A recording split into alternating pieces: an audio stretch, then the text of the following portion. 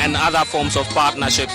Is Ghana looking forward to having these funds, and how crucial would they be in our economic recovery? You know, I think with the IMF program, that certainly will lead to macro stability and austerity. But the main part of it that we should be really intentional about is the area of private sector involvement and transformation, because that's robust, that's sustainable, and I think that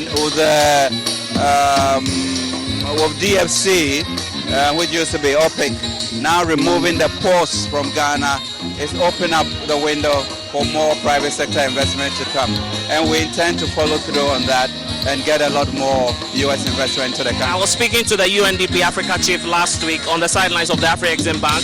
She raised a concern about how some rating agencies are not being fair to African countries such as Ghana. Is it bothering to you as a policy maker, knowing how difficult it is for African countries to access the international market? I think the issue of capital is a big problem, and I think generally there's been a lot of angst, you say, about the way in which rating agencies are performed and how they work in a way in which sometimes it pushes countries from liquidity to insolvency, and how they work in a way in which sometimes it pushes countries from liquidity to insolvency. Deep ties with the people-to-people relations. Our constituents as members of parliament love the United States of America. Deep ties with the people-to-people relations. Our constituents as members of parliament love the United States of America.